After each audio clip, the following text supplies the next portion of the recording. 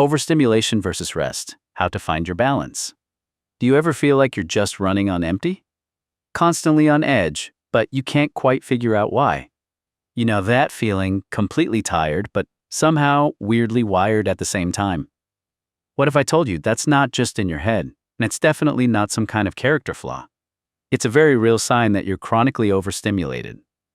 And today, I'm not just going to point out the hidden signs of overstimulation.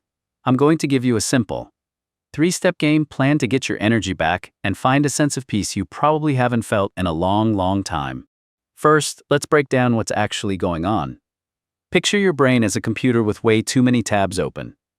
The constant dings from your phone, the pressure of that never-ending to-do list, the TV droning on in the background, every single one is another open tab. Eventually, the whole system just slows down, starts to freeze, and then crashes. That crash? That's what overstimulation feels like. It's the point where your nervous system has been slammed with far more information and sensory input than it can possibly handle. And the signs aren't always big, dramatic moments. They're usually subtle, sneaking into your daily life and pretending to be just a bad day or a bit of stress. First, you've got the emotional signs. You might find yourself being incredibly irritable where the tiniest things set you off. A car driving by a little too fast, or someone asking a simple question, can feel like a personal attack. You might also feel this constant low-level anxiety, a sense of being restless, with this desperate urge to just escape wherever you are. This isn't just you being moody, it's your brain screaming that it is completely overwhelmed. Then there are the cognitive signs. This is the classic brain fog. You can't concentrate, you're suddenly misplacing your keys all the time, and making a simple decision, like what to have for lunch, feels like a monumental effort. Your whole sense of time might feel warped, either speeding up or slowing down. This isn't you being lazy or unfocused, it's cognitive overload. The part of your brain responsible for focus and decision-making is literally running on fumes. And finally, the physical symptoms, which are often the most confusing. You might get tension headaches, random muscle aches, or digestive issues that seem to pop up out of nowhere. One of the biggest telltale signs is how you sleep. You might be sleeping more than ever, but still wake up feeling exhausted. Or you lie in bed for hours, feeling tired but wired, unable to shut down. That's because overstimulation can keep your body stuck in a state of fight or flight, totally disrupting the hormones that are supposed to manage rest and recovery. When you put these signs together, the irritability, the brain fog, the exhaustion, it paints a pretty clear picture. You're not just tired, your nervous system is waving a white flag. Realizing this is the first and most important step. It's not about blaming yourself. It's about understanding the biological reality of living in a world that's always on. So how do we start closing some of those mental tabs and get back to center? It all comes down to a simple but really powerful 3-step game plan. This isn't about a massive life overhaul.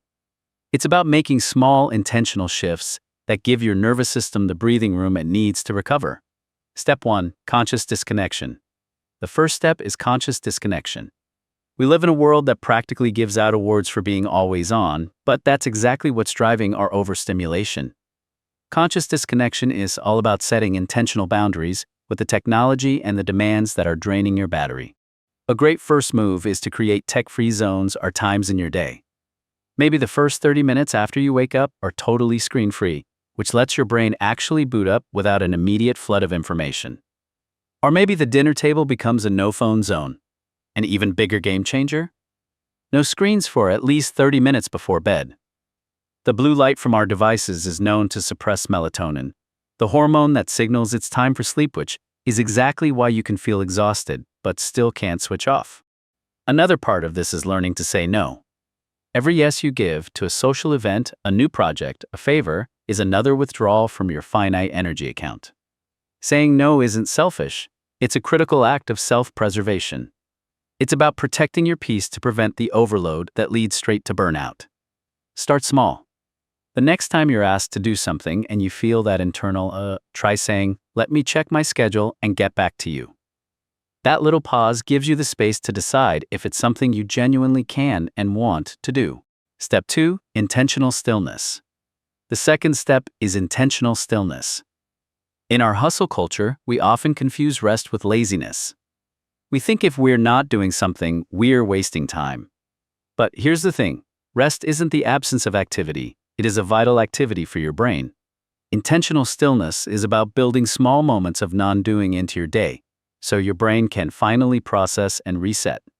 One of the best ways to do this is with micro breaks. Your brain can really only focus for about 30 minutes at a time before it needs a breather.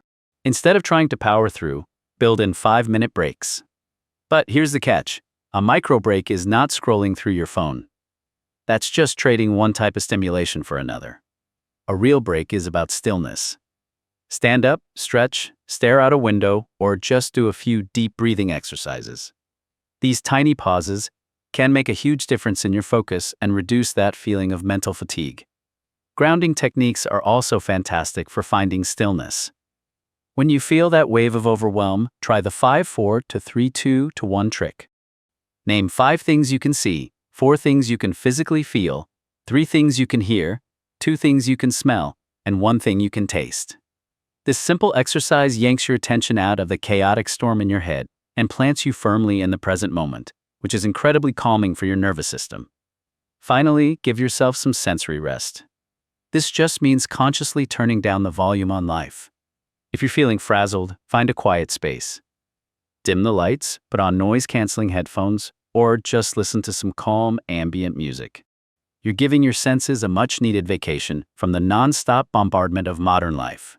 Step 3. Strategic simplification. The third and final step is strategic simplification. Overstimulation doesn't just come from outside noise, it also comes from the clutter in our own spaces and schedules. Strategic simplification is about cutting down on complexity to create more mental and physical breathing room. Start with your physical environment.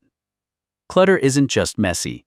It's a form of visual noise that can actually raise your cortisol levels, the body's main stress hormone. You don't need to go full minimalist overnight. Just start with one small area, that cluttered desk, or that one messy countertop. A clearer space really does help create a clearer mind. Next, simplify your work by embracing monotasking. For years, we've been sold this myth that multitasking is the secret to productivity.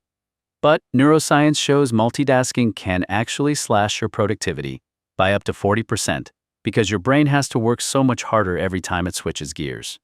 Instead of trying to answer emails while you're on a call, while also thinking about dinner, just do one thing at a time. It saves your mental energy and you'll do better work. Lastly, simplify your day by creating routines. A consistent morning or evening ritual cuts down on decision fatigue because you're not constantly reinventing the wheel. Simple, predictable routines create a sense of calm and stability, acting like an anchor in an otherwise unpredictable day. This whole journey of finding balance is a personal one, and it always starts with small, consistent steps. I'd love to know what resonated with you. What's one small thing you can commit to trying this week? Are you going to practice some conscious disconnection, find a moment of stillness, or simplify a small part of your life? Drop a comment below and share your plan. Your story might just be the spark of inspiration someone else needs to start their own journey. And if this was helpful, please consider subscribing and hitting that notification bell. We explore practical ways to find mental clarity every single week, and I'd love for you to be part of our community. Finding your balance isn't about getting rid of stimulation completely. Stimulation is what helps us learn and grow. It's about learning to manage the flow. Think of it like a sink. All the stressors and stimulation are the water pouring in. Rest in all these restorative practices? That's the drain. When the water pours in faster than the drain can let it out, the sink overflows. That's burnout. By using these 3 steps, you're basically making the drain bigger. Imagine what it would feel like to end your day with energy still in the tank, to be able to just sit in silence without feeling anxious, to be present and engaged with the people you love, instead of being distracted and irritable. This isn't some far-off fantasy. This is the promise of finding your balance. A life where you're in the driver's seat of your own energy, where you can handle the demands of the world without sacrificing your own peace. The world is always going to be noisy. The demands will always be there. But you don't have to be a victim of them. By consciously disconnecting, intentionally finding stillness, and strategically simplifying, you're not just coping. You are reclaiming your energy, your focus, and your life. You are choosing to thrive. And that is the most powerful choice of all.